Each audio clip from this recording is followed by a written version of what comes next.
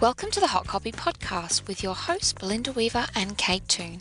In each 20-minute episode, we'll be sharing the secrets of successful copywriters, including copywriting tips, shortcuts, writing resources, interviews, and laughs, all focused on helping you to become a better copywriter. I'm Belinda Weaver, and this is my co-host Kate Toon. Hola! Today we're going to be talking about swipe files. Do they lead to lazy copywriting, or are they the tool that smart copywriters use?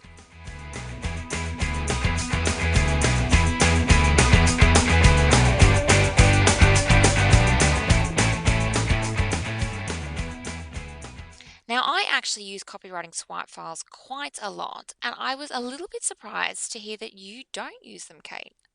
Look, I'm going to be perfectly honest and say before you suggested this topic for the podcast, I didn't really know what they were. I've Googled it now and I know what they are now, but no, I don't use them.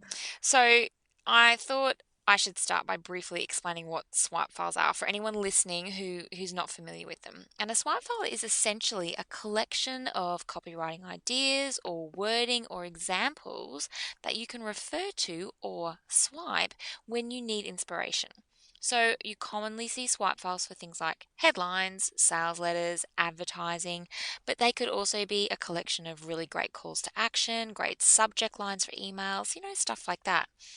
I use swipe files to help get me started on things like writing headlines because they give me a bit of structure to work from, and they help kind of give me a little poke in the inspiration stakes. And I kind of like seeing some clever spins on old ideas. So I actually use swipe files for things like headlines a lot, and I've included a lot of swipe files in my copywriting masterclass just to kind of help students, new copywriters, shortcut their writing process.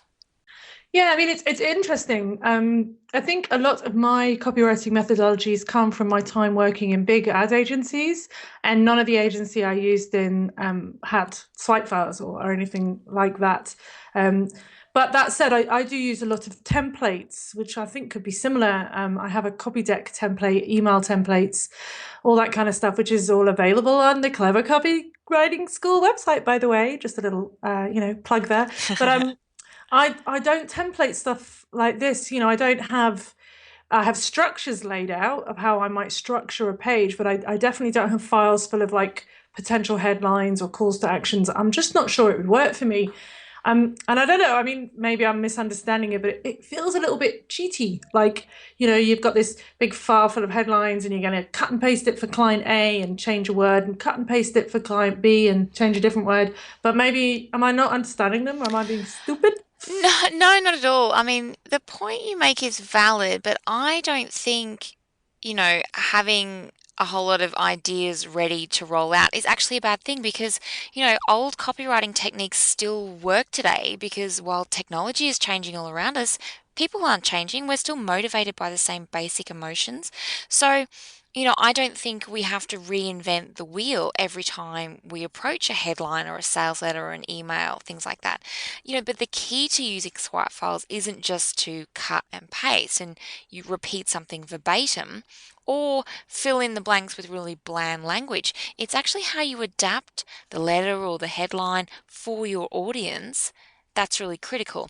So really kind of what you're starting with is a formula or structure, and it's what you do with it that can make it exceptional. If you do it really badly, you are just a lazy copycat copywriter. So, just to explore that a bit further, when I'm writing an ad, I flick through my ad pack of brilliant advertising. And maybe sometimes I don't get a structure, but I just get a little seed of an idea that I can then explore. Or when I'm writing a headline, I brainstorm a whole range of formulas from the file. But it's what I fill in the blanks with, how I customize it for my audience. They're the skills that I call on as a copywriter. So it can still be really hard to create something awesome, but you have a foundation that you can work from. Well, I think that's really interesting. And I think what that highlights is the difference in the way that we became copywriters. Because if I'm not mistaken, you actually did a copywriting course and then became a copywriter. Is that right? Yeah, that's right. Yeah, and I think, it's an admission I will make that I've actually never been classically trained as a copywriter. I've never done an evening class or a workshop or a correspondence course. And I'll be even more honest and admit I've never even read a how to write copywriting book. I know that lots of people swear by Bob Bly. You're a fan of Bob, I believe, Belinda. Yeah, yeah, absolutely. He has the copywriter's handbook, I think it is. That's the one I've got on my shelf, and that's something that I flick through quite regularly. And I'm certainly not implying that you're not always sharpening your copywriting skills because I know you are.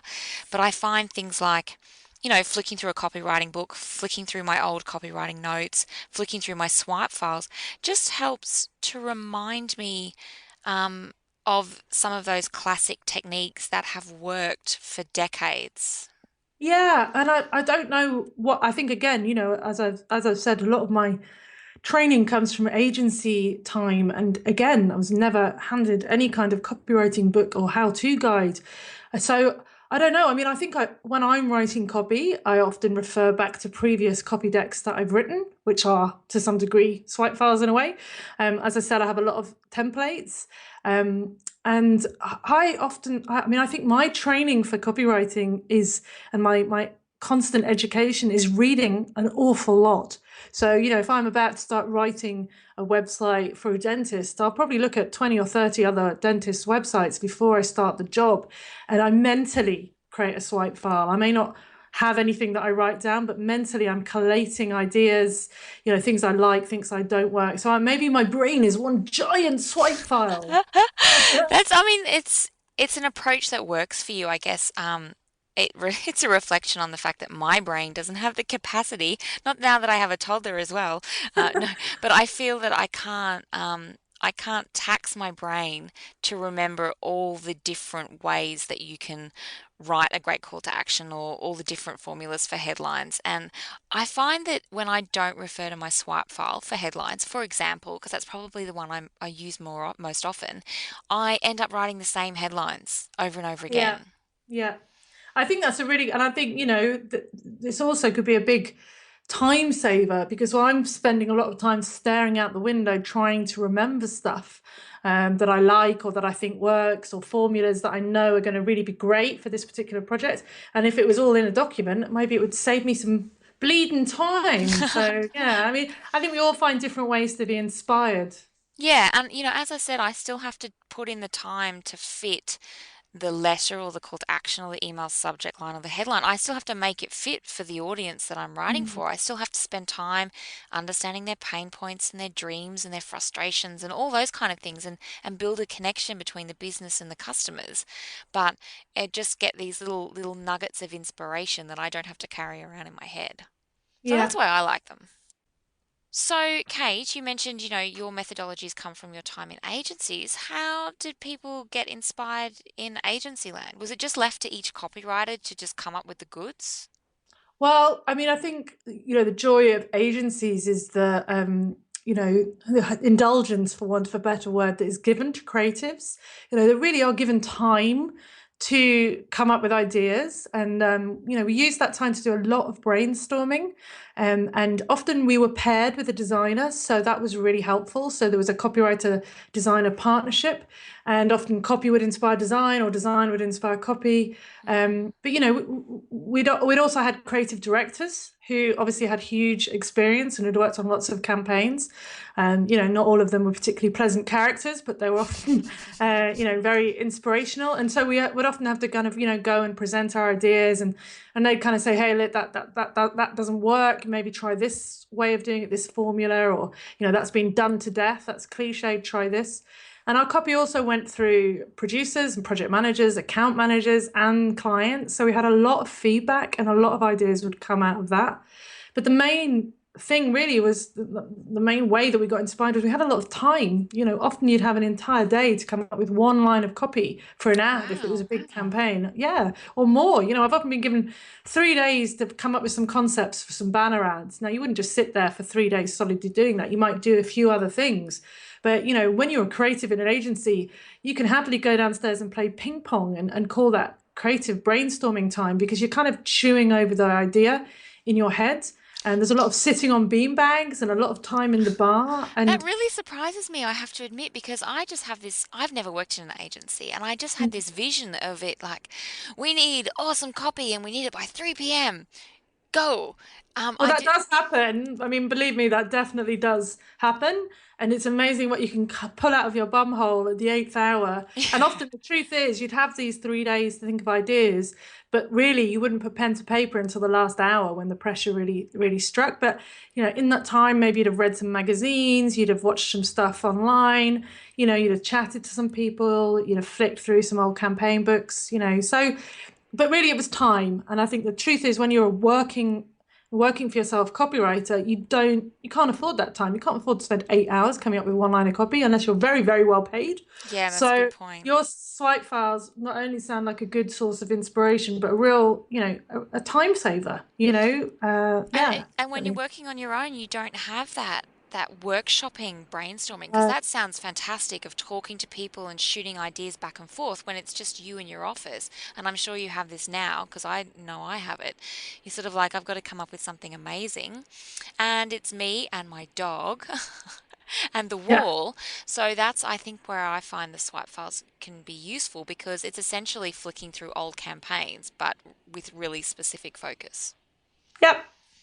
So, the question we've raised here is, are swipe files lazy copywriting or are they a smart tool to use? So, I'm going to throw it back to you, Kate. After this discussion, you started it kind of not knowing what swipe files were. How do you feel about them now? Yeah, I mean, I think they sound great, and I might start using them, and maybe you could give me yours for free. Yeah. That's Hint, a good hint. starting point because the thought of having to sit down now and compile some kind of feels a bit exhausting. But yeah, I think it would be a lot less taxing and to have that kind of little pot full of inspiration ready to dip into.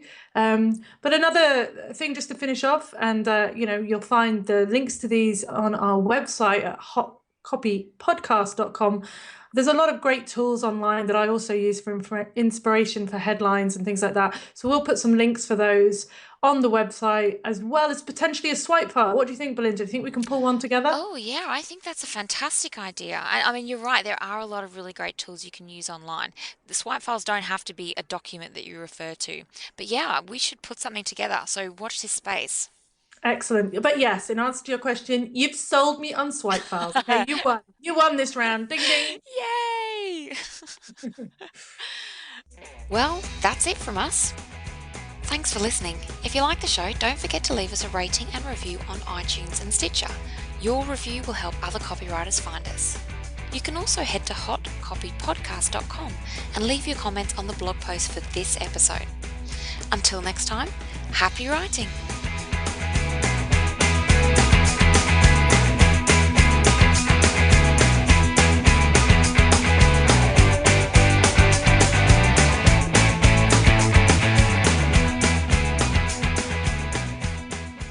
That's why it's a good combination, you and I, because we're both incredibly witty and funny.